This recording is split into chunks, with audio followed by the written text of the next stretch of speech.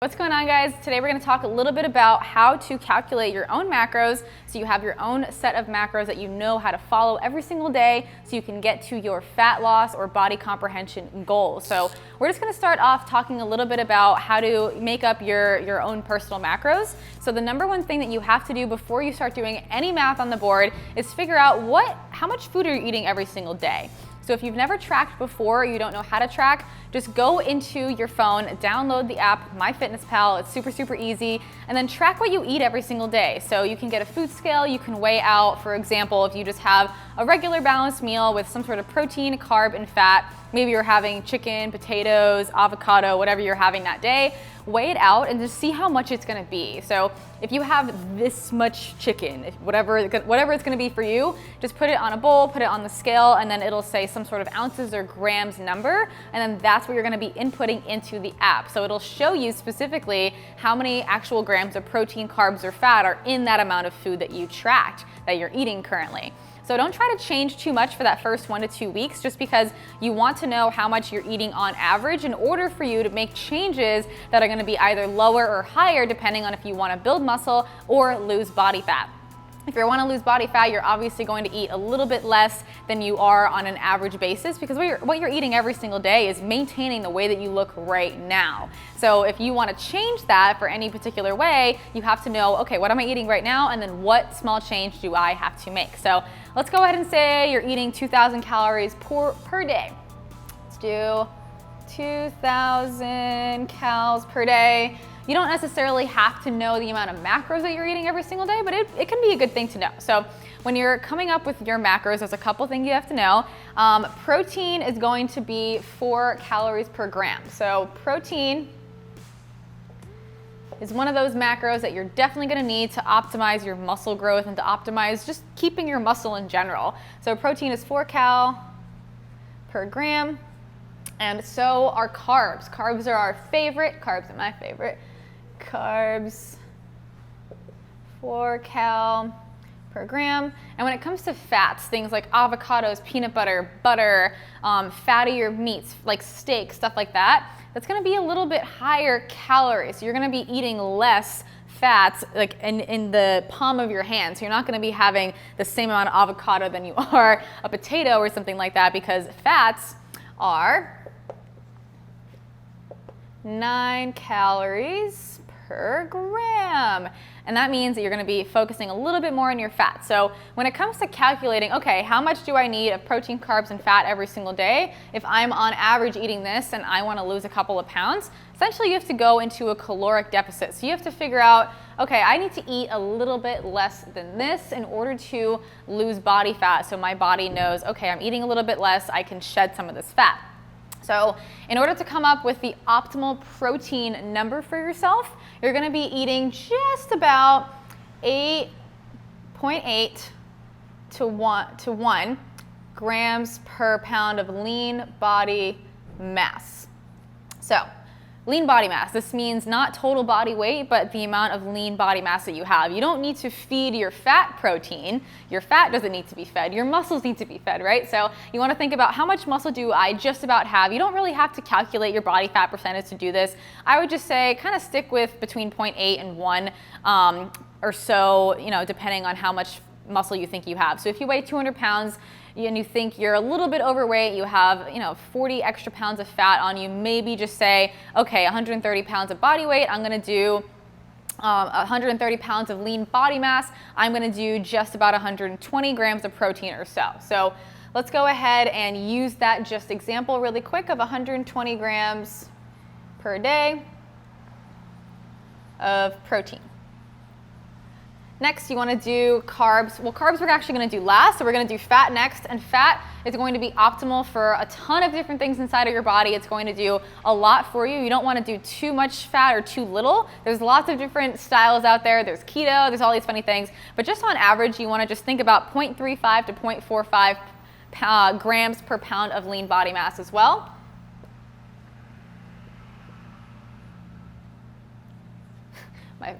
My handwriting isn't the best, sorry.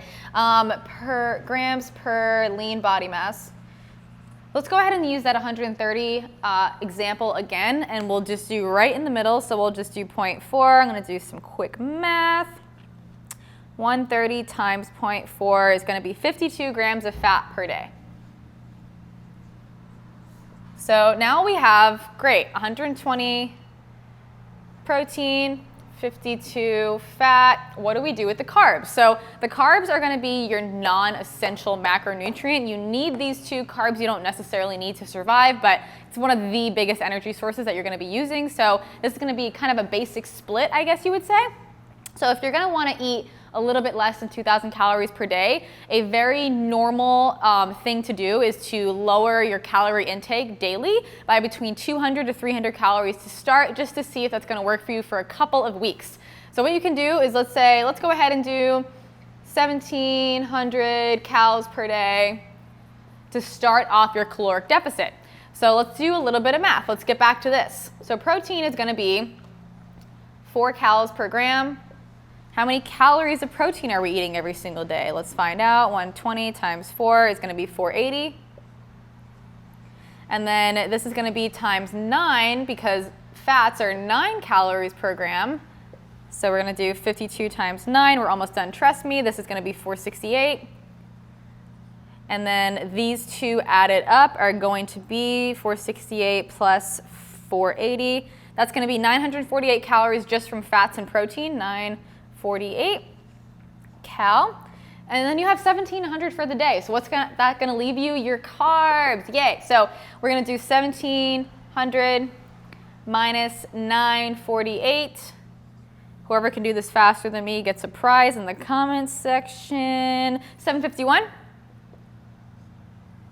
So now you have 751 calories of carbs left for yourself for the day. This is exciting, guys. We're going to do the last and final math calculation. So carbs are 4 calories per gram, so you're going to want to divide 751 by 4 to get the amount of carbs that you're going to have on the daily, which is 187. There you go. 187. So let's go ahead and do the final thing. If you are eating 2,000 calories a day on average and you want to lose a little bit of weight, eat 1,700 calories a day. You're going to be having 120 grams of protein times 52 fat and 187 carbs. It's going to give you your macros. I hope that was helpful for you guys. Let's get into the podcast.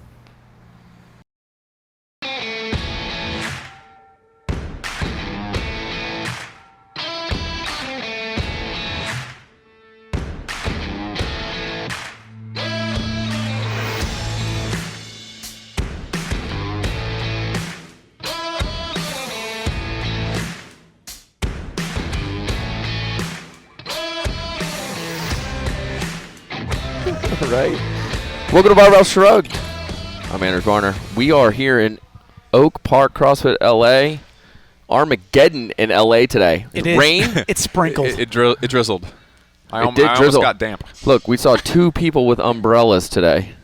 That's got to be a PR for Southern California, right? We did, and we said stop. Where did they find them? I don't know. It's a witch. You can't burn them. Burn them. You can't just Traffic go to the slows down. store and get an umbrella. These 2 fun voices to my right, Mr. Doug Larson. Yeah. The Kenny Kane. What's going on? Hanging out. Loving it. Our guest today, guys, total savage, right? Started out as a bikini competitor. Fitness has been the last 5 years of your life. Now we have this massive online platform, 3 businesses. Where do we start? I'm pretty excited to learn about this this journey through the bikini competitor and now becoming kind of like just the voice of fitness and how you're leading others through your struggles. I love hearing people's journey, so I'm very excited to hear about it. Yeah, I'm excited to talk to you guys. So this will be fun. Be nice. I'm new here. That voice you hear, that is Amanda Bucci. Yeah. For me, anyone that comes from the physique world, you're a bikini competitor. Like, if you're going to get on stage in a bikini, you got to know something about nutrition and fat loss. So I'd love to get your thoughts and perspectives on that. Kenny? Knowing often that sometimes success breeds some pain and failure of other kinds that you don't see coming on these successful roads. Some of the things that you've encountered in overcoming the pains that you've experienced. Cool. Yeah, we can dive into all that. It's going to be awesome. So tell us where you came from. You started this journey in Rhode Island. Little old Rhode Island, There it small is, state. right? Yeah. So I grew up there. I was there for 21 years. I'm young. I'm only 24, so I've been in Los Angeles for 3 of the last years of my life. And I'm definitely a West Coast girl. I've definitely decided that I will be here. Yeah. It is the weather. It is the magic. It is the energy here. I love it. We find ourselves out here. Yeah. It's a pretty interesting place. We all come out here. I think we're like a little lost. And Oh, we're I like, was super lost. No one tells you when you grow up in New England. It's like you freeze and everyone's like, no, this has to be the way. Like, this makes us tough. This like, must. Do you know that exists out there? You could go to University of San Diego. But there's seasons. Yeah, That's the thing. seasons, yeah. Don't you miss the seasons? Yeah, you're cold, colder, cold again, somewhat warm, and then it goes back. Big cycle. Well, what's the old Daniel Toss joke? He's like, yeah, I love seasons too. That's why I live somewhere where I skip the shitty ones. That is lovely, Southern California. So tell us about this, how you got into this whole thing. The Bikini Competitor, was that the beginning of it? Yeah, so the Bikini Competitor thing was pretty much the beginning of it, but I would really want to go back a little bit further to the time when I, kind of found fitness. So we talked a little bit before the podcast, but I got into fitness in just a gym, really, because I was not good at sports. So I was, the average sports person. I did soccer in middle school, but I developed exercise-induced asthma around the 8th grade. And as much as I loved soccer and loved being on the team and I loved all of that, the asthma, by the time I got to high school, we went to a really good high school that had a really amazing women's soccer team. Like, they were all state, they were winning championships, all that fun stuff. And I'm over here like, I have asthma, I can't run 2 miles. And soccer is all running. It's just the whole entire thing is running. So we did a 2-mile run. I don't know what you called it earlier. Cooper. It's a Cooper test. Oh, yeah. Cooper. Okay, Cooper test. My dog's name's Cooper. That's Okay. There you go. Easy to remember. yeah, so Cooper test, definitely failed it. I was the last person to finish the 2-mile run, and I skipped a lap. So everybody already finished. I still had a lap to go, and I was like, that's embarrassing. I'm definitely not continuing. So I did not make the soccer team, and that's when my mom got me a personal trainer at the gym. So it was more of a strength and conditioning based high school program. So there was people, kids in middle school, kids in high school. It was girls and guys, and there was a couple of guys that were probably in college that were in college to be personal trainers, sports coaches, stuff like that. And they created this program at my gym, which was amazing. Looking back at it, I'm like, this was a cool program. They taught us explosiveness, footwork, conditioning work, and we did all of that, like dynamic warm-ups, and then we would do squats, and then we would do power cleans and all this stuff as like a 14, 15-year-old kid. That was all at your high school? It was at the gym that I went to in Rhode Island. Oh, gotcha. It was a cool gym. It was right down the road, and that's where I learned how to do fitness, really. And I loved it. I loved going there. I felt like I was progressing there because it was, it was a community, and they were really working with a group of 5 or 6 at a time. And then I tried lacrosse in high school, so I still tried sports. I was kind of progressing, but I don't know, coordination just wasn't really my thing. Like, I was not good at catching anything. And I love the team aspect, and I think I love the exercise portion of it rather than the actual sport itself. And I loved groups of people, and I loved being on a team. But looking in retrospect, I guess I didn't really thrive in just the team aspect. I love sports, but individual sports. So moving on to what I've, done in the future, I got into bikini competitions in late high school, early college. I had a friend of mine that did one bikini competition, and I was like, whoa, that looks like everything that I need, because I loved fitness. And as much as I loved training, I was doing spin classes with my mom like 3-4 times a week. I had a personal trainer. I loved it. But the nutrition side of things, not so. I wasn't really on it. Like, I thought that everything was about just eating better and eating cleaner, and as much as it was that, I didn't understand, calories in, calories out, anything about nutrition, like nothing. So to me, that was my ticket into the next level, because I had already been exercising in the gym for a couple of years at that point. So I saw her do that. I didn't know what I was doing. I didn't have any money. I was in college. So I was like, can you give me the meal plan that your coach gave you? So I literally took this girl's meal plan, and it was, the list of the regular bodybuilding meal plan. I think it was oatmeal and protein and peanut butter, a protein shake and peanut butter, a salad, a protein, and some almonds. And then at night, I remember specifically, it was leafy greens and tilapia, and I would be gagging.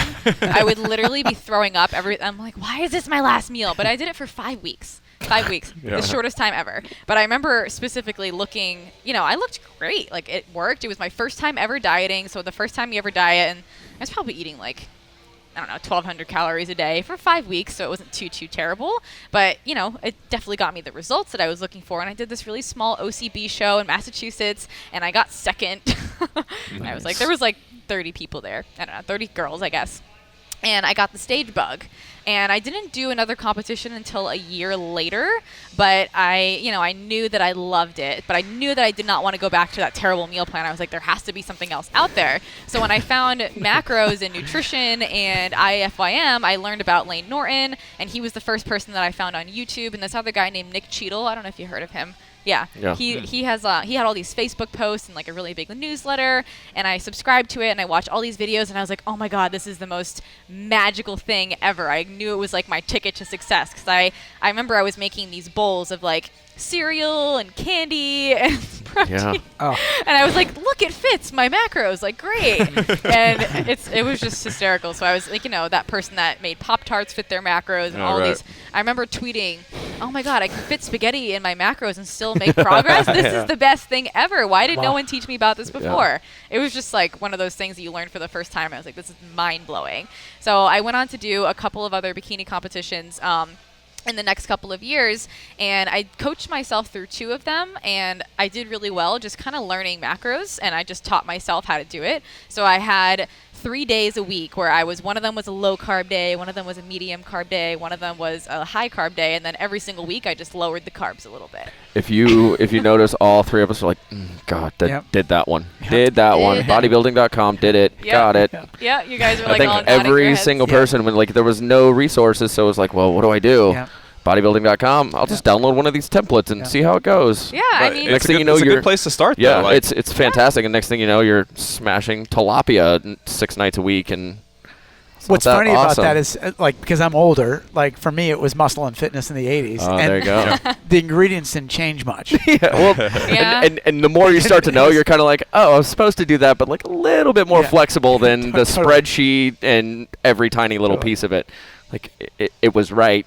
We just didn't know how to make it flexible. Well, I don't think you really know until you start doing something. Like you read something and you're like, that is Bible. I will do that, and that's it. And it's funny, as you say the word tilapia, I'm sure that like a good chunk of our listenership is laughing along with us, because everybody went through a tilapia phase. The frozen bag of tilapia. Oh yeah. So Just graduate school, it's like 25 cents a play. It's just cheap Not fish, say dude. that word anymore. So I'm gonna bad. throw up. So what, tilapia? Yeah. Oh, yeah. Don't want to talk about Yeah. it anymore. For me, in college, it was tuna fish. Like tuna fish was so cheap. Interesting. Dude, I used to like take tuna fish and blend it with orange juice and just fucking Yep. drink it. I didn't have any money, and I just wanted protein. Terrible. It's not that bad though. That's the crazy part about it. Is it tastes like orange juice. just pour some with sugar tuna fish on in it. Yeah, pour some Chunky sugar on orange it. juice. Yeah. It's just the pulp. Delicious. It's so delicious. The pulp. It's very pulpy and fishy. Just hold your nose; it won't smell bad. I've never heard the orange juice tuna mixture yet. Yeah, that's new to me. Yeah. I've never heard of that. I would just take You should write an article. the super plain chicken breast and just like dunk it in mustard. Yeah. Like yellow Yeah. mustard was the only way. Yeah. I remember Gross. like looking back at old Facebook posts. I see them pop up on my memories every so often, and then the food that I would eat.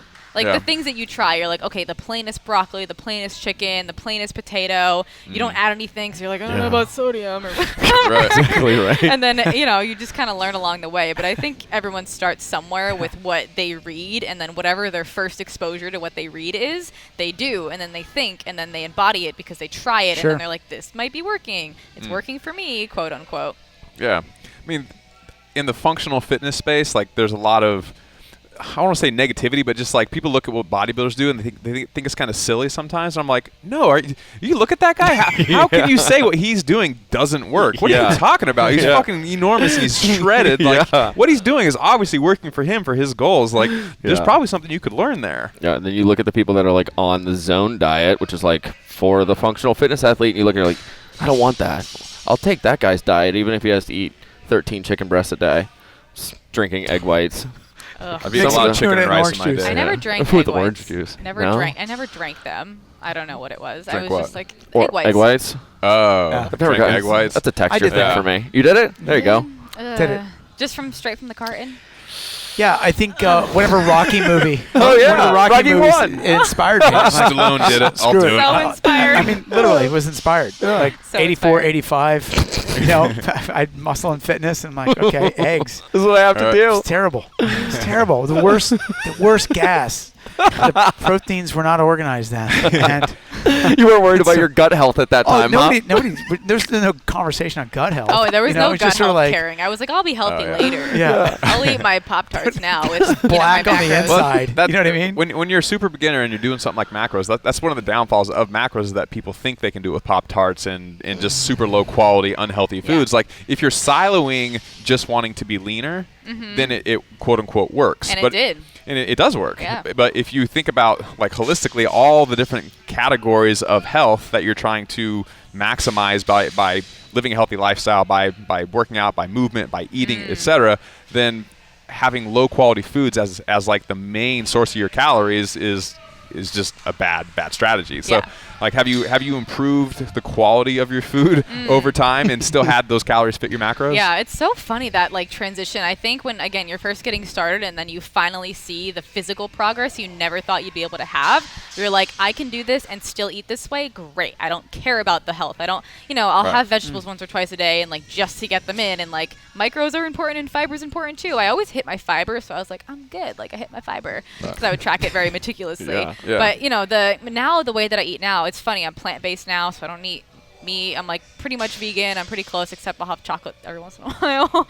But it was more of just one of those things where I wanted to start eating healthier because I knew when I was tracking things that I would always choose, lower quality carb sources and then peanut butter over avocados. And because it was like my taste buds were different. Like the palate that I had was just very like, I want the sweetest tasting thing that will fit my macros that I can still make progress on. It wasn't really like, let me eat healthier. Yeah. It was just, this is how I can make progress. This is what I know. So now, without tracking anything, I'm not tracking anything anymore. 3 years later, I decided to stop. And I never thought I would be able to, because it was a mindset shift that went from this is the amount of calories that I need to maintain the way that I look, the amount of macros, and looking a certain way was important to me. Number one, I did bikini competitions. Number two, I grew an Instagram following through the way that I looked. And then when the way that I looked changed, it was almost like, do I keep doing this? And we can get into that too. But my business and what I do on social media now is not body focused. It's not based on the way that I look. And what I do through there is not just here's me, here's how I look, I hope you're inspired by it and like my photo. It's here's my philosophy on health and fitness and all of that stuff, and I hope you relate to it and understand it and adopt it yourself. So yes, I've definitely enhanced my eating habits, mostly plant-based eating, which to me is a lot of vegetables and lentils and carb sources and beans and tempeh, and I'll have oatmeal and vegan protein and fruit and avocados a ton, and like I have that stuff every single day. So I feel amazing now. Like I feel normal. I feel like homeostasis. I don't feel up and down energy. I don't feel crappy. I don't feel fatigued. I just feel really normal and really healthy. Yeah, one of the things that we wanted to touch on with this show was training and eating to have fun and to feel good. Like everyone that competes in anything, whether it's jiu-jitsu and MMA or martial arts or CrossFit or bikini or what have you, like you're so focused on hitting your external goals related to the sport that you don't care what happens to your health. Right. At some level. You're willing to sacrifice a little bit in order to perform, to hit your numbers, to win, etc. But then after a while, say your elbows start hurting, your shoulder starts hurting, or maybe you just feel kind of chronically fucked up all the time, and you stop competing, you're just like, God, I just want to train and have fun again. Like that's why people get into sports usually, is because they enjoy it. And then for some people, it takes over and becomes like winning becomes the thing, especially if you're trying to do it professionally and it is your life. Getting back to having fun and feeling good is what almost everyone that I know that's like in their late 30s now is like, they're finally coming around to the idea that My like mind is in my late 30s.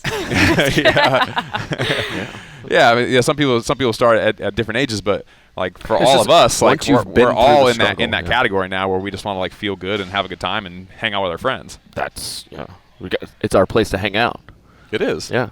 Yeah. And I think there's something to say for that period of time when you are in the extreme. Like, I don't think I don't think discouraging people from doing it and trying it and being a potentially really high level CrossFit athlete or power lifter or bodybuilder is a bad thing to encourage. Yes, there's a lot of things to be aware of that you'll have to go through and experience mentally and physically when you decide to do that. And it's fun. Like, it's fun to be in that extreme. And I remember after a certain period in a bodybuilding prep or a powerlifting prep, I was like, okay, this sucks, but it's my routine now. It's my normal now. It became normal, and it was just my lifestyle at that point. And it was fun to commit to something, keep the promises that you make to yourself, because it builds confidence. Like, when you're sticking to something and dedicated to something, it builds a ton of confidence in yourself. And you get to say, I did this hard, cardio, 30 minutes of cardio every single day, and I stuck to my macros today, and I did good today. Like, it was an accomplishment, and you accomplish something every single day doing that. So I don't think it's necessarily bad, but there's a ton of variables that you don't necessarily know until you do it, especially, depending on the sport that you're doing. But afterwards, there's always that point of like, all right, this is a little burnout. I want to get back to fun. No matter what you do, if you're trying to be good at it or get on stage or do it in front of other people, there's some serious suffering that's going to happen. Yeah. And then on the other side of it, you kind of wake up and you go, I don't know if that was worth it. And then you get to make a decision, like he's saying, do I really just want to do this because it's fun? Or do I want to do this because I want to do it in front of other people or prove myself through it? And I think so many of us kind of enter this fitness thing and then we're like, we get so good at it so fast. And then it's like, I have to see how I am amongst others. Right, and really prove right. ourselves. And then we realize, like, oh, wow, it's a big world out there. I'm really unhealthy all of a sudden. And maybe I can just do this thing that I love forever with my friends. It doesn't have to be, like, at that level. Right. And I think I was lucky enough, interestingly enough, I'm not the most competitive person. Like, I was not the best at sports, so it turned me into this, oh, it's okay if I don't win because I know I'm not gonna. Like, that was my experience in high school, because I was like, I don't think I'm gonna win at this sport thing, so I'm just going to continuously expect that. I did pretty well in competitions. I won one overall, and I did not do super well at nationals, but I was almost lucky enough to not have done super, super well at a national level, to the point where I didn't feel like continuing was worth it. Because I was like, well, I have a lot of friends that did well, and they got like second at nationals, and you have to get first to get your pro cards. They want to go back the next year. And to me, I was like, I didn't get close. So do I go back? Do I try really hard again? Does it really matter? And to them, the people that did really, really well, they're like, I got to keep going because, like, I'm super close, and, like, this is a big goal, and this is something that's really kind of cool, and I can say that I completed. So I think I was lucky enough to not having gotten to that point. Yeah, if you can smell the barn, you're going to want to get to the barn. But if it's far enough away, don't pick up the scent. As you went through that, Hold on a second. What did you I just nodded my head. I was like, yeah. The barn. Got it. Smell of the barn what and the barn scent animals. is this? The cows. It's Cows an and old. pigs. We used to say it on the track team. You're in Santa Monica. That's not gonna. I don't. Where'd you You get can smell the that? barn. You're close to the finish. If you're in the hunt, you can smell the barn. Yeah. It's sort of the type of thing. And like if you're in the hunt, okay, cool, we're out hunting, and then now you're close to the barn. I can smell it. And you want to get stuck in because you're with the other people that you're hunting with. Yeah. But if you can't smell the damn thing, that's like, you know what? This forest looks kind of cool. And then you go wander into a stream. You know what I mean? Because the barn got far away. The first kid. It makes sense. It does make sense. It makes sense. So You what guys was are- the question? What led you to say all that? I didn't get to the question. These two interrupted with their inability to understand high-level thought. That's all. My bad. Sorry. The question was, as you kind of go through this process, did you it sounds like you've got a really good awareness of you as a person, because a lot of people can't identify that. Oh, I'm not that competitive, therefore I can either stay in or walk away. Not to be ageist, but sometimes, I don't hear a lot of 24-year-olds necessarily saying that. So as you reflect on that, was there also a reflection of like, hey, this effort came with a toll? Yeah, absolutely. I think. And what was it? So I think it came about slowly, and this, like, when I mean slowly, I mean there was a couple competitions that I did They were really fun. I did pretty well at them. And then, at the end of them, you have to make a decision. Do I do a reverse diet and I continue the next time? And when I moved to Los Angeles for the first time, I moved from Rhode Island, so I was 21. I graduated college, and I was in the middle of a prep. And when I moved here, I was 4 weeks out, and I started my YouTube channel. So, the YouTube channel started, and I was documenting the prep. I did one show. That was a show that I won. It was August. I ended that prep, and I had like 30,000 Instagram followers at that point. And I was like, I'm going to try to stay kind of lean so I can like maybe get some photo shoots while I'm out here. I didn't know what I was doing. And I ended up entering the bodybuilding.com spokesmodel search. So I wanted to really closely reverse diet and keep that really, really tight because it was, number one of my first times doing it really specifically. So I was like, I really want to try this and see how it works for me. I had a couple of fitness coaching clients at the time, so I was like, let me experiment on myself and then do the really meticulous reverse diet thing. There was no thought in my head where I was like, do I want to do this? I feel like it's kind of unbalanced. I honestly had no friends when I moved here. I didn't have a boyfriend. I didn't have anything else that I was doing. It's like Friday. Ain't got no job. Ain't got shit to do. Yeah. So I was like, I'm going to do this thing. Like, I have all the time in the world Right. to experiment. So I did, and I ended up, getting accepted to the spokesmodel search. So that was around November of that year, and the spokesmodel search was in January. So I did another short little cut. That was the first time that I noticed that my metabolism was not very good because it was only 3 or 4 months after my last prep, and that was not enough time for my body and my hormones to recover from the diet. So I noticed that during that little 8-week span of like, okay, you accepted into the spokesmodel search and you're going to get on stage at the LA Fit Expo in January and do a bikini competition again. I was like, okay. And I worked with my coach a little bit and my body kind of stalled around week 5. And I was like, oh my God, I'm dying. I was still like 115 pounds at that point, which is hysterical. I was like, I'm fine. Like, it's fine. But you have this perception of yourself and what your best looks like. And you want to get back to that always after you see it for the first time. And you're like, whoa, I could look like this. I need to keep going. So I did the spokesmodel search. It was great. I got third. I got signed to bodybuilding.com. It was all fun and games. I think I had a 2-month span at that point where I was like, okay, I'm going to do another little reverse diet, but I'm planning on doing a prep in March, and I'm going to do competitions in July and January. And that's when I was like really kicking my YouTube channel up. So I started this prep series called That Prep Life. And on YouTube, I was doing 5-6 videos a week. I had nothing else to do. I was ain't got no friends, ain't got no job. I think I had like 3 friends at that point. I'm gonna let everyone watch. And my YouTube channel went from 6,000 subscribers to 100,000 in like 5-6 months. Boom. Dang, Yeah. blowing up. Dat Damn. Prep Life. So there is. Was it DAT? Had a lot of friends. No, DAT it was Prep Life? that with a T. I Damn. wasn't that cool. Dat Prep Life. Yeah, Prep Life.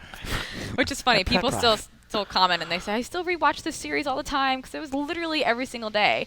And that was a time where things were really kicking up for me. So I was like, I'm going to continue this. And that's like when you start feeling like you're really in it. Like if you're sharing it with social media, you are committed. Like if you commit to something online and you say, I'm doing this thing, people are expecting it from you. And then, you're even more dedicated than if you dedicate to yourself. And it was that prep that for me was the worst. Not only was my metabolism shot, but I broke my wrist in the middle of the prep. And I remember I was driving to the gym that day and I wasn't vlogging in the car, but I had my camera. I was going to go film at the gym, and then I was going to have a high carb day and get my froyo because I had froyo on high carb days at, 8 weeks out because it was whatever. And I got in a car accident right on Lincoln in Venice. I broke my wrist, and then I continued to do my prep after. I had a cast for 5 weeks. I made videos about how to train with an injury, and it was super inspiring, and everybody loved it. And, my metabolism was, kind of slowly going down at that point, and I was eating around 50 carbs a day on my low carb days, which was 6 days a week, 5-6 days a week, for 8 weeks straight. And my body was just not working well anymore. My metabolism was super down-regulated. I had to work 10 times harder to get the same results that I had gotten in the past. I was sharing all of it. Like I was crying, I was tired, I would do my morning cardio and go take a nap, and I would tell people all of these things. Like I would share it all, and that was, I think, what really shot everything up because it allowed people to see the reality of it. And after that was when I had to make that decision, like, is this really worth it to continue? And it wasn't. it wasn't worth it to continue. So that was when I kind of started changing things a little bit. So I went to the Olympia in Vegas. I ate a fuck ton of food. I did a couple of other trips. I went to Barbell Brigade's company trip because I'm sponsored by them, and we ate a ton. I think I went to New York City for Halloween. I ate a ton. Like all these trips where I like consistently overindulged time and time and time and time again. And I gained a bunch of weight. I felt terrible. People were commenting on my YouTube channel like, you shouldn't be a fitness person anymore. You can't even keep your own shit together. All of these fun and exciting things. Yeah. So Super fun. So stress kicked in. All of the Dude, overloading your schedule. YouTube's the worst platform for that too. The anonymity on YouTube makes it where people will say shit that they won't say many other places because there's no repercussions. Yeah. It's not like they can, not like Facebook where it's like the real you. Yeah, behind your account, you. it's like a faceless, nameless, like nobody can find me. I can just be like fuck you and Totally. get away with it without any repercussions. Oh, fuck you was the minimal terrible thing that was said. We don't get the crazy female things. side of the comments. No, it's probably brutal. Fuck you is the big one that like guys get. I think I couldn't even imagine. Is there anything you guys get that like hits you in the soul and you're like, oh my god, you just hit on an insecurity? No, but I probably not. But I mean, luckily, like I got called all that stuff at like 13, so it just didn't even matter. By the time now, you're like, yeah, that's not original anymore. Yeah. Well, for me, as someone who was trying to really grow and build my reputation, that like all of it stung really, really hard. Yeah. That was the least of it. Like there's crazy things I could pull up probably. We could just read them and comments start or- calling them out right now. Funny. It's funny. John 68437 said. I did a podcast once on how to deal with criticism, and I opened the show with 3 of my worst comments. So if you want to go find some of them, you can check out that episode. I probably will. Yeah. But that was like kind of a turning point for me where I had to decide like, okay, I have to do something good with this. Because again, I have a responsibility to be a role model for girls who are watching me, who have already committed to saying, I like you. You got me into the gym. And if I start saying, here I am, I feel fat, I feel this, I feel that, it would not be a good role model thing to do. So I decided to kind of take it and talk a little bit about body image, number one. And then I did a powerlifting meet. I loved it. I thought it was super fun. I got pretty strong. I think my maxes were a 245 squat, a 260 dead, and like a 130 bench or something like that. She got you, Kenny. It's not that bad. She got you, Kenny. But by 2 pounds. See, that was face to face Right. though, 2 but pounds that total. was a nice Nice internet one. comment right there. There it is. Anders That was 479. a nice troll comment. Yeah, we're going to take a little break here, but we're going to get back into, you talked about how kind of becoming a role model in this fitness game. We've got a lot to discuss there, but Let's do before it. we get out of here, before we take a break, Organifi. Come and hang out with us. Organifi.com / coupon code shrugged. Save 20%. I love the stuff. I had one this morning, 4:45 a.m. on my way to Doug's house. Yep. Snapped an Insta photo. What were you drinking? The green one. The Green juice. Anytime That's the staple. Look, here's what my diet consisted of before like noon today. Organifi, 2 Starbucks, and some gigantic eclair donut at CrossFit LA. You're Thanks still for healthy. Oak Park. Thanks for It's representative of every day. yeah. I'm getting thanks. my wisdom teeth out in a few weeks, and I'm just going to be like crushing Organifi. There it is. You got to get your It works micros. really good with orange juice and tuna when you blend it. Oh, great. This is Great. perfect. The Yeah. beet one, it goes. Yeah, It really congeals Lovely. the whole thing together. Yeah, they got amazing. the I would love green for that juice, the tuna red to juice, stick in one of my gold dry juice. sockets The when I gold- get my Tuna wisdom juice. teeth out. The gold I mix with tilapia. Amazing. Lovely. The best. Make sure you get over to Organifi.com, use coupon code shrugged, save 20%, and then Thrive Market. I went on and used our code. ThriveMarket.com / shrugged. I think my credit card is just on an auto bill there now, and whatever it is, the peanut butter keeps showing up. I had a really odd. We had. The Yo, worst. this is Peanut real butter life. fetish. This is real life. So usually there's a peanut butter from Thrive Market in the fridge, and there's a nonstop debate going on in the household, like who ate all the peanut butter. It's not really a question, but my wife bought 2 of them this time. Wrote the name on them on top of them, like this. Like you guys are is roommates? Yeah, I literally wrote like. I took a picture. It was like, it feels like college, but it's really marriage. And it was like, who eats all of the peanut butter in the household? And mine was gone in a day and a half, and hers hadn't even been open. And I was like, oh, damn you, Thrive Market. You make such a good deal. I got my $20 back, and now I'm the fat kid in my house. There it is. They have really good vegan snacks. Do Try they? some out. And you can Oh, yeah. go there and you can you just hit the little drop down. It's like you want to be vegan, you want to be Yeah. paleo, you want to be whatever you want to Super be, easy. and it'll give you the menu and all the things that are in there. So super cool. Get there. Thrive Mark. Beware of the chips. What chips? The really good ones. The coconut ones with salt and sugar all over them. Potato Killer. Killer. ThriveMarket.com/shrugged. You are going to get first 30 days free. Then we've got $60 coming back to you on your first 3 orders. First order. Plus free And shipping. Plus free shipping. So There you go. ThriveMarket.com/shrugged. When we get back, Amanda Bucci, role model on the internets. We'll see Yeah. you soon. Boom. Thanks for watching the show. If you'd like to learn more about how to improve your snatch, clean, and jerk, we have a free 55-page ebook you can get at flightweightlifting.com. It has sample programming specifically for weightlifting, weightlifting how-to technique videos, and other tips on how to improve all of your lifts. Go to flightweightlifting.com and you can download that ebook for free. Download it now. Welcome back to Barbell Shrugged. Doug Larson, Kenny Kane, I'm Anders Varner. Our guest, Amanda Bucci. How many Instagram followers are we up to now? Is this 600,000 plus the 22 million views you have on YouTube? 584. Something. So That's not 6. That's pretty close. That's there. By tomorrow. Well, as soon as this airs, we'll be there. Right. Right? Duh. Tons of new Barbell Shrugged followers. I love that. For sure. You've kind of taken a different, or in this new path, you've become a bit of a role model, kind of from your struggles to today, built this amazing following. And how has the messaging changed kind of from those early days to where we're at now, and where do you want to go with this? That's a good question. You should do a podcast or something. Right? In the Here, beginning. just pull that right in front of your mouth. Okay. A little better. There you go. Better. Crushed it. Cool. Okay. Yeah. So, in the beginning. Or just scream loud, or one of the it two. was one of the two. In the beginning, when I first got started, obviously it was so focused on me. It was focused on myself and looking better. I was always pretty aware of the fact that you shouldn't always focus on the way you look. I wasn't that arrogant or, one of those things. But yeah, it was definitely focused on here's how to lose body fat. And that was that was the main thing. That was the main driver, because that's what I was doing constantly. And everything was like, this is the most optimal way. This is the best way to do this, the best way to do that. Tracking macros is optimal, doing diet breaks, and all these things. And then, when I gained weight after I finished competing, I had to switch that, because obviously I couldn't talk about here's the most optimal way to do fat loss anymore, because I kind of fell off the wagon over here, and I had to start talking about different things. So I think this began my journey of diversifying my audience.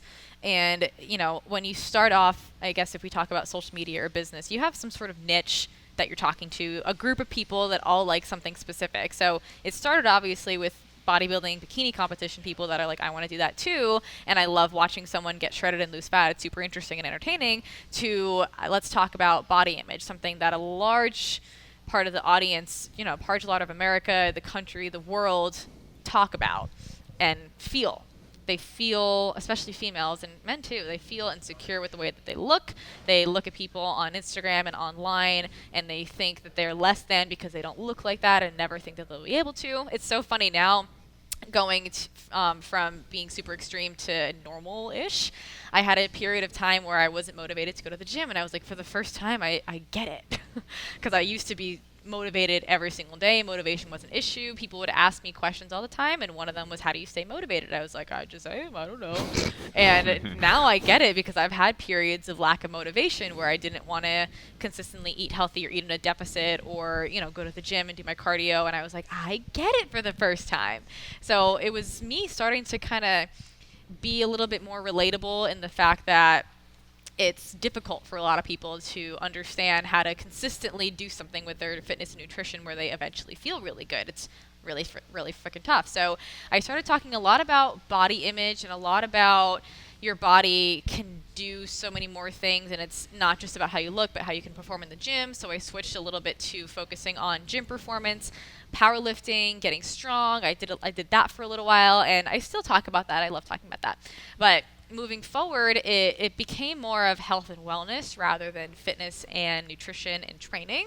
And, that's another, it wasn't necessarily just like, let me get into this niche too. It was, again, just me living my life and sharing, and this is what's going on with me right now. And I think that moving forward, and, looking in retrospect just in general, it was awesome to talk about those things and for people to see an evolution. I think that's a really cool journey for someone to see, and they say, okay, I watched this person do all of these extreme things, and now she's preaching about health and wellness and having a lot of energy and eating healthy food and mental awareness and mental health and all of that stuff.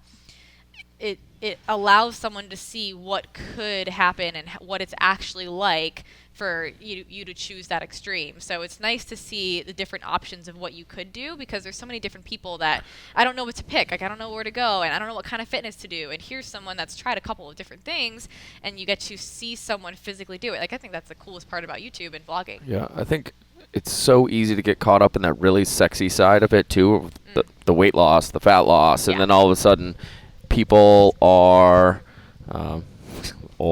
crushed it. We've got some microphone changes. There we go. Pull But this it's forward. yeah. Keeps, like, It's got to be like right in front of your mouth. Okay. That way you're not less loud than we are. Gotcha. Cool. Perfect. Yeah, I think it's really sexy for people, especially on the social media channels where they're getting like the little blip. You get your picture, you get your perfectly posed. Sometimes I put my perfect pose up. The butt pose? The butt pose. Little Stick it out. Arch back. Yep. Duck lips in I the got mirror. that. Can you do it? If I try, here we go. There it is. Oh, he's got to stick the hip out. Left glute crushing Bam. it. I don't know what you're doing. Kenny just threw up a little in his mouth with my left glute pose. There was a combination of like actually no ability to extend your lumbar spine. Like it was just It's like, hard. but there was Oh, you're pretty Oh, good. dang, Kenny. Dang, Kenny. You can do the Where'd you back learn that pose. one? I got lumbar control. You don't even have an Instagram account. Yeah, it's okay. But you have the you Still have got the the lumbar pose. Oh. control. I got glutes. I don't need to see anymore. I know Yeah. you can twerk there. I know it. I can. By far the best dancer in the house. It's Unle- a weird easily. thing. I don't know. Maybe we'll do that. Definitely not me. Yeah, he's got it. Yeah. Cool. But it's really easy for people to get hung up in Kenny's butt pose Yes. on the internet. I mean, I knowing would. that I would double tap that for sure. But yes. there's a reality to the struggle, and I think that people are really What's in the drawn. barn? Anders and Yeah. Kenny. Don't go in the barn. Don't go there. I think people are really drawn to the transparency of the struggle, and that like coming out of that is not an easy thing. And people are always drawn to like, I have to go compete or I have to be on stage. And then as soon as that's done and the come down happens, and it's like, where do I go from here? And it's really, really hard to build yourself back up and actually figure out where you want to go, because you build your whole life around this one single moment. I'm going to go stand on stage, or I'm going to go create or compete at regionals, whatever it is. And then all of a sudden that ends and you realize no one gave a shit. Yeah, no one And really you cares. don't know who you are on the other side of that, because you've been training for the last 3 years, whatever it is, to get to that point. And now what do? Anything I do from here won't be as cool as that last moment. Mhm. And now where do I go? And then everyone's always asking, like, so when's the next competition? And I'm like, Never. do I have to do another one? Yeah. Really? Is that what you want? So, yeah, you have to be very self-aware of what you want and what your goals are. And I think a lot of people don't really know. Like, they start and they try something and they like it, and then it can potentially go to an extreme, and you don't really know until you try something. So I think it's kind of just like stepping into the fear of the unknown and saying, I am going to stand proud in this decision, and that decision might not be the most interesting one, the most sexy one, talking about balance and health and wellness, and I don't have a strength goal right now, and I don't have a body fat goal right now, and I don't have an agility goal right now. I have a couple of little things in my head, like I want to be able to put some weight on a bar and feel decently strong. I want to be able to run decently fast. I want to be able to look good and feel comfortable in my body, but that's not like specific, like I want to lose 20 pounds or I want to hit a 300-pound squat or whatever. I almost wanted to do that. And then I was like, do I really? Is that really the path I want to go, or is that really just something I think would be cool for social media? Right. Yeah. What do you do when people come to you talking about goals, though? Because all of that stuff is like, when people come to anyone with a goal, it's like, well, now we're just living inside this little box, and what happens outside that? And when your goal or whatever it is longevity, like I'd like to do this every day forever. Yeah. Well, where do we start? That's a really hard question. That's a really hard answer to find because you have to go on like a journey instead of here's the play-by-play book to lose 10% body fat and go stand on stage, or here's how we clean 300 pounds or whatever it is. Like you just get to this point and then outside that box, it's so scary. So goal setting is really challenging. What do you even talk to people about when you are talking to athletes or talking to people that are on the journey themselves? Do you even talk about goal setting anymore? Yeah, I mean, I think it's one of those things where if you want to be setting a goal and you're in the season of your life where you really have a goal, I'm not going to start shutting you down and say, oh, no, don't have a goal because like that might fuck you up. Like don't, you don't want to say that to somebody. You want to make sure that they still feel excited about their goal, because I think you should have a goal like once or twice a year. I think that if you don't have any goals ever, you start getting in a funk, you start not really caring about your training, you're not passionate about it. Like for me, over the last year, I've gotten in a funk a couple of times, and what got me out of it was setting a small goal. So for the New Year's Eve, and I know it's super cliche, but I was like, it works for me. Like it's January 1st, that's what's going to work for me right now. And that was the season of my life that I was in. So I was like, I'm going to do more cardio, try to intuitively eat in a little bit of a deficit, and maybe lose 1 or 2 pounds. But my goal is to get my passion for exercise and training and feeling excited to go to the gym back. And I lost 2 pounds. I was like, I'm going to lose like 4 or 5 or whatever. I lost 2, and I got my excitement for training back, and I felt really good, and that was enough for me. And that was a goal. It's still a goal. So I still think that if you do have a goal, make it specific and measurable, make it end, think about what's going to happen after. So if you are going to do a competition, okay, what's going to happen after? Let me make you aware of all these things. Go watch this prep series that I did and see what happened to me after. But, you want to make sure that you're at least aware of what the after effect is after your goal. Because even if you're doing a strength-based thing, like, okay, you have to now do like a deload phase, and what are you going to do next? Are you going to do another competition? Are you going to kind of just maintain? Are you going to focus on technique or whatever you want to do? What's going to happen after? But let's, really focus on this goal. And I think you should have a goal, even if you're later in your 30s or 40s or 50s or whatever, twice a year. Like do something that's kind of cool, even if it's just for 8 weeks. And your goal doesn't necessarily have to be PR your power clean by 20 pounds. Like it could be work out with my 2 best friends 3 days a week. Killer goal. Like, killer goal. Yeah. Savage goal. Yeah, every week getting after it. Right? Hanging with the bros.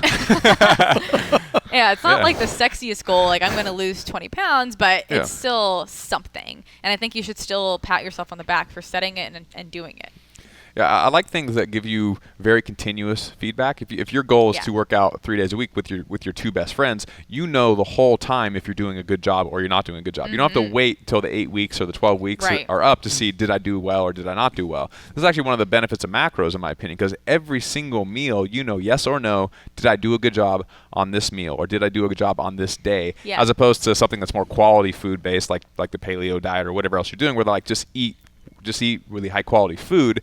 Every day you're kind of like, I think I did a good job, but maybe not such a good job. That thing wasn't good. Like a sparkling water, and I don't know if that's good.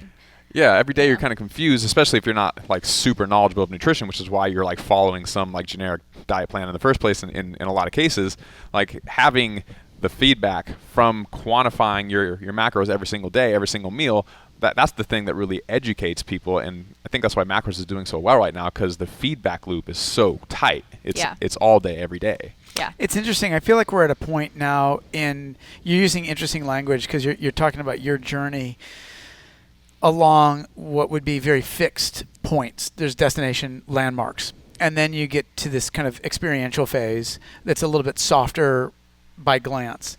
And what's interesting to me is that like there's 2 sort of binary, there's a binary conversation going on in the health, wellness, fitness industry. One is like, let's get explicit about goals and make those hard signposts that everybody's on the same page. And then there's a concurrent conversation going, hey, this needs to be a journey. This has to be a process if there's some longevity in it for you. And it's interesting because, from my experience, being a gym owner, we have so many different, with a couple hundred people wanting a bunch of different things, that gets very complicated really quickly. So, when you're talking about like that thing that is central to most people, whether it's a fixed goal or this journey thing, is a sense of growth. I think that's central to most human beings. And at least here, like, that's one of the things that we're really trying to process at higher and higher levels. Like, look, what's central? Like, some people want to come in, crush it for 6 months, see the fat go away, the muscle mass come up, and see their numbers go up that are very measurable. And other people are like, I just want to be able to play with my kids. Because as I'm listening to this conversation, like, I'm just looking back at the last 8 years of my life, and the last hard thing that I had on my physical checklist was Kokoro, which is it's a thing that Mark Devine runs out of Seal Fit. It's like a 3-day burpee, push-up, pull-up, run. It's like a mini Navy SEAL boot camp. It's 50 hours, so half of Navy SEAL camp, and anyway, That's intense. It's very intense, and that was the last chip that was on my shoulder physically. Like, I haven't had anything since then that holds a candle to like the extremity of that, or that compels me like that did. And then once that sense of completion was done, something else came in. 3 children, and now, like, it is very cliche, but like the big thing recently, meaning the last 7.5 years, has been I want to be a functional father. Like, that's compelling to me, and that shift from something that was hard and like very goal driven my whole life with like strong landmarks has now evolved into something very different. And I still try to hold space for people to like crush specific things, but also know, like, look, if you're going to want to do this thing for a minute, it's going to have to take the perspective of process and some appreciation for it. Yeah, I think it's just the perspective of knowing that. Like, knowing that, number one, you have some sort of goal, whether it's a soft goal, like you say, or it's a hard and fast goal. And then knowing, this is still going to be a long-term thing for you, ideally. So even after you hit your hard and fast goal, you're still going to want to continue after because you love it, because it's great, because it's something every human should do. And I think just educating people on being just aware of that at the end of the day, growth, progression, and longevity, sustainability. Whether that growth is really fast for a season or the growth is like becoming a functional father, like, that's going to take forever, but you are right now. Like, you're still a functional father right now, and you probably still have some sort of little small landmarks that you want to hit to go, but it's still progression and it's still sustainability. Damn. Dope. Yeah, good. Andrews, you good? Crushes, Yeah, right? it's good. It's total savage. Nothing to say. Killed it. I have no words. His hair just fell out. It's Right? crazy. Instantly. Looked over and it was gone. On top of all this, you have 3 pretty killer businesses. We've got a podcast that launched. Well, not launched, but Like a year ago. Yeah, there you go. A year and a month. The I'm new. Fitness Online Coaching Academy. Yes. Pretty interesting stuff. Tell us about that. Yeah. So that was something that it was one of those things where I'm always trying to take the temperature of my audience, right? Like, it's a big audience. I talk about a lot of different things. And when I started talking about what I was doing with my business, everybody wanted to know. Along with that, as I grew as an online fitness coach, I was just asking my coach a ton of questions. I did a lot of self-learning. So I graduated with my nursing degree. I knew about anatomy, physiology, the body. I knew about all that stuff. So I had a good foundation of fitness. And along with that, I've been doing fitness for 6-7 years at this point. So it was a lot of things that I already knew. And then I did a lot of self-learning to nail down the details, along with doing my own competition preps, being really meticulous about that, learning every single thing. If I didn't know something, I would figure it out. Along with that, I'd be asking my coach, Will, like, hey, why did you make this change? Like, do you have any articles that you can share with me about why this is something that you did with me? I remember the first time we did a diet break together, which is a 7 to 10 to 14 day period where you go back to maintenance calories, and then after that your hormones, your body feels like, okay, I'm not gonna die, and then your fat burning hormones continue to work a little bit better after that. And I was like super interested. I was like, why did you do this? Do you have the nearest study? And it was just so interesting to me. So when people started asking me about my business and fitness coaching and building a business that way and building on social media, I was like, I know that I don't have my own certification from NASM or one of the bigger companies, the personal training certifications, but I know that so many people have them and then they still don't know what they're doing online. Although it's similar, obviously, like, it's quite similar with what you're doing. Like, it's the same concepts. There's certain things that you do in terms of interacting with someone through email or through phone call or Skype or whatever, and then other things that you do specifically to adjust their nutrition, adjust their training programs online. And there wasn't a whole lot out there. There's a couple of different programs that are similar, but there wasn't a whole lot out there saying, here's everything you need to know about fitness and nutrition and everything you have to do in order to take this information and apply it to a client. So here's how to take what you learn about nutrition and then come up with a program for someone, adjust their macros, continue to do that depending on if they're, a mom or an overweight man or someone who, all these things about hormones and periods for females and carb cycling and training programs and adjusting everything. And my coach William was like so excited about it when I brought the idea to him. I was like, hey, do you want to do this with me? I think this would be a really cool thing. Little did we know there's so much that goes into it. We got a good bit of backlash just because here I am, an Instagram fit chick making a thing, certification. I'm 23, 24 years old. Who am I, to create this thing? And I was like, there's haters. The person who owns the donut shop doesn't have to be the best donut chef. They just have to know how to build something and solve someone's problem and then bring in the right people. So we brought in a couple of different people that were able to create really, really amazing content along with my coach, Will, who's been doing this for like 10, 11 years. And then we got a training expert, a nutritionist, a psychologist, and all these people that brought in all these different really awesome elements that go into it. And, there's this other side of the story where, is it accredited right now? No. Is it an actual certification? No. You don't get letters next to your name and you can't take it to a gym and say, I have this thing, hire me as your personal trainer. It's for you to go start your own business. So again, we're a startup and it's something that we have on the horizon just to make our clients feel like, yes, this is something that's legitimately recognized by the government. We've learned that it is a really nice thing to have, but at the end of the day, if people are getting results and they're doing really well with their clients and their clients are getting results, that's the goal. That's what people want. They want to know how to actually adjust someone's body so it works. And I think when someone's first getting started, it's definitely a beginner program. They've maybe done it for themselves, like me. Like I did it for myself, and they don't know how to do it for someone else that has a different body type or that has a different starting point, and they don't know how to take a look back at their nutritional and training history to really determine where they're at. So it was just one of those things that I was like, people need this. Let's freaking make it. And we launched in September of 2017, so a couple months ago, 5-6 months ago. And then we launched again in January, and people have been loving it, and it's going really well. So, yeah, we have lots of fun stuff on the horizon with that. So That's awesome. Yeah. Yeah. Turning into an online coach has, like, as a personal trainer, your schedule's booked, and you're like, how in the hell am I going to scale this and then thing? You give like 70% And then of your income to the gym. And and then you realize you get online, you're like, oh, it'll be easier. A lot more people. Not even close. Yeah, definitely. Not even close. Yeah, it's hard. Yeah, It's not totally like an different easy, skill set. let me just do this thing. And the other side of the coin was I saw all these prep coaches that just decided to be prep coaches, and then they would destroy people's bodies. Like all these girls were messaging me and emailing me and DMing me saying, I had this coach and they did this and I feel terrible, and then I had to, go, they ditched me and all these like crazy things. And I was like, people need to not take advantage of other people just because you can go online and technically do whatever the heck you want. You technically can. Like, you can technically say, hi, I have this body. I did this thing for myself. Hire me. A lot of people do that after they do their first competition, and they look really shredded, and then obviously people determine that person knows what they're doing.